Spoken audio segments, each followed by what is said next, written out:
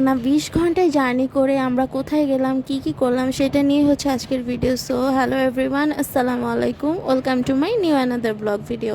I hope আপনারা সবাই ভালো আছেন। আমি এবং আমার পরিবার আল্লাহ তাআলার অশেষ রহমতে ভালো আছি। তো ব্যাগ ট্যাগ গুছিয়ে আমরা প্রকৃতির এই সুন্দর দৃশ্য দেখতে দেখতে আমরা চলে যাচ্ছিলাম বাস কাউন্টারে। বাস কাউন্টারে গিয়ে আমরা বাসের জন্য ওয়েট করতেছিলাম।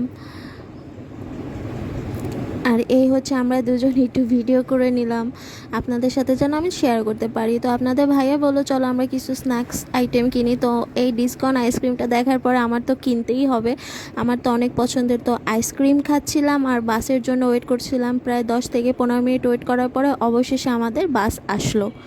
বাস আসার পরে আমরা সবাই বাসে উঠে পড়লাম। আমাদের বাস ছিল সন্ধ্যা 6:30টায়। বাস তার নিজস্ব গন্তব্যে যাচ্ছিল।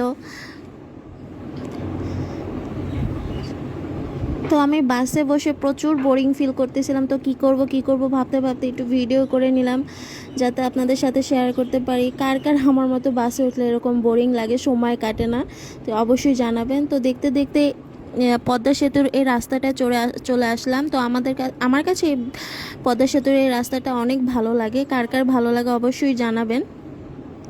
তো রাতে আর কোনো ভিডিও ক্লিপ নেওয়া হয়নি আসলে। তো ভোর 6টার দিকে আমাদের বাস যাত্রা বিরতি দিয়েছে কুমিল্লায়। তো সেখানে আমরা হালকা পাতলা নাস্তা করে আবারও গাড়িতে উঠে গেলাম। তো গাড়ি এবার তার নিজস্ব গতিতে চলতে লাগলো।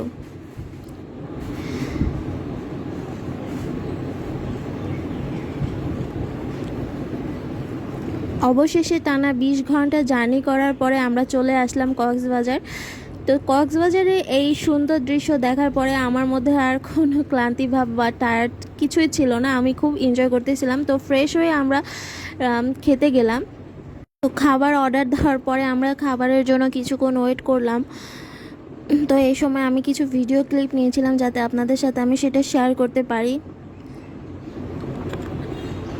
আমাদের ফেস দেখলে বোঝা যায় আমরা কতটা ক্লান্ত ছিলাম।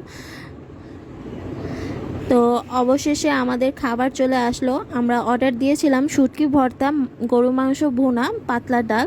তো এটা দিয়ে খাবার শেষ করে আমরা বিখ্যাত রাজা মামার চা খেতে গিয়েছিলাম। এই হচ্ছে বিখ্যাত রাজা মামার চা। এখানে বিভিন্ন ধরনের চা পাওয়া যায়। আমরা অর্ডার করেছিলাম মালাই চা। তো আমাদের চা এসে পড়লো, আমার কাছে মোটামুটি ভালোই লেগেছে। আর এই হচ্ছে আমাদের রাজা মামা। তো আপনাদের কার কার কাছে ব্লগটা ভালো লাগলো অবশ্যই জানাবেন। আল্লাহ হাফেজ।